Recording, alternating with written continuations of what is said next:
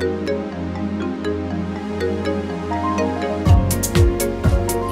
in Paris is like so wonderful. I can't even describe to you.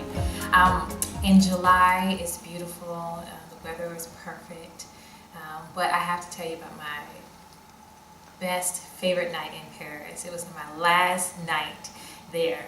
So to start it off, basically one day, I think it was like 2 days before this special, wonderful night, my husband and I were on our way home, and we lived, we were on our way back to the hotel, and we were about 30 minutes away. We didn't stay downtown in Paris, so we took the subway back and forth. So one night, we were down in the subway, and we couldn't figure out which train or platform to go to. Because it's a little tricky. It's like you can get on one train and it can go this way, it splits, or go that way. So it was just a little confusing. But so we wasn't sure if it was on the right side or left side. So I'm sitting here racking in my mind, like, oh my goodness, I need to ask somebody because I don't feel like getting on the wrong train.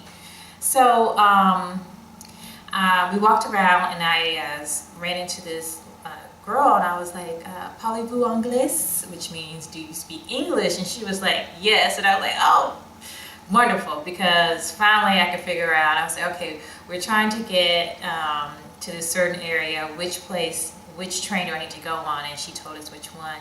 And it was just wonderful. So the train arrived, we both got on, my husband and myself, and her name is Eva. And she was so friendly. So she just sparked a conversation with us, and you know, how long we've been in Paris and where we're from and all that. And it was a long ride. Pretty much, she was going, I think, just a little bit further than where we were, but it was a good little trip on there. So we had a good little trip with her on the subway. So we had a chance to talk about a lot of different things. And from there, she was just so gracious, and she had invited us to have dinner with her and her fiance and some friends later on. So we were like, perfect, that'd be wonderful to see Paris through someone who actually lives there. So basically, we exchanged our information, and we hooked up on Facebook, of course. And she told us like a certain day when we can come with her to go out to eat. So we arranged it, and we went to one particular restaurant. It's all I remember about the restaurant, it was a very expensive restaurant, and maybe like if you went to this one, celebrities might be there. But I can't recall the name right now. So when we got there, we were the first ones to arrive, and we were all doing our little pictures and all.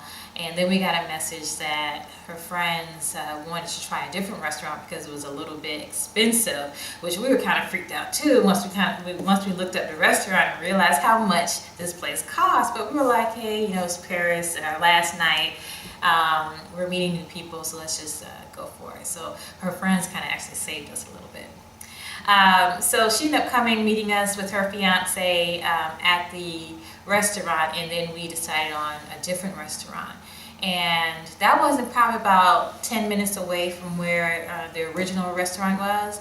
And I have a picture of it. I can't pronounce the name because it's in French, but basically they're known for having great steaks, like almost the best steaks in town. I'm sure, you know, they have the best steaks. So there was a line outside, so we waited in the line until our friends were able to come and meet us there. And once we got in, the food was wonderful. It was steak and fries. And I remember saying to Ray, Ray was like, what is it? Ray's my husband. And I was like, oh, it's steak and fries. And Eva corrected me. It's not just steak and fries. It's like Paris. so anyways, the food was great. You got to have seconds with the steak. So you get, you know, your steak, and then it had some type of pesto to me, some type of pesto sauce on top of it.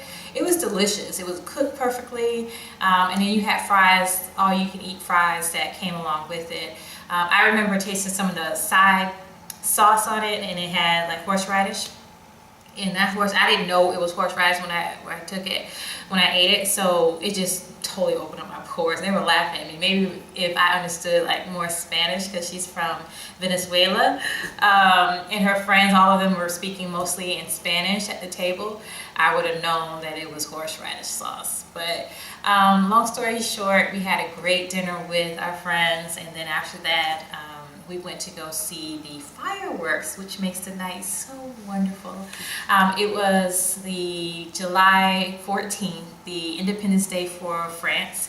And so we got to go do fireworks with our new friends and see Paris celebrating their Independence Day. I thought that was just wonderful. So we went over, we walked a little ways away, and we were on like a bridge, and we could see the Eiffel Tower off, and then we could see the fireworks. So it was like Eiffel Tower and fireworks. It was perfect. It was perfect, perfect, perfect. And we just enjoyed it. And I hope you do too from my videos of showing like the fireworks. It was just a beautiful, perfect night, wonderful finale of Paris. It was a wonderful finale to send us off and say, well done, Paris, I'm coming back. So after that, like I said before, our travel was through the subway. So we went, after the fireworks, we went towards the subway, and oh my goodness, the subway was closed. I think it closed at 11, but why would it close at 11 when they're having a special event like that? So it was like everybody had to fend for themselves. And of course, with all the people, the whole city out watching the fireworks, that there was no taxis. So my husband and I had to like bear down and say, oh my goodness, we may have to walk home. So I'm like getting my mind ready for actually walking home. So we was like, well, let's just get like our trip advisory out, and we put in, you know, our GPS and like where we are, where we gotta go, and it was just like miles and miles away. I mean, it was like a 30-minute, you know, distance away, so I know, you know, they had it been like 15 miles or something, I don't know. But so we just, you know, prepared our minds, okay, let's at least just walk in the direction of it, and hopefully we can find like a taxi. So we just started walking, and I'm sure we walked miles before. I remember even stopping to sit down on a bench and was like, oh my goodness, I can't believe it's our last day. It's so many people out here, there's no taxis. I would pay anything to get a taxi. But we just kept going, and you just have to be aggressive, you know, and we ended up finding, thank God, a taxi to take us back home, and we got a little bit lost on the way home, but we found our place. So, but overall, it was still like the most perfect night ever in Paris. It couldn't have been no better.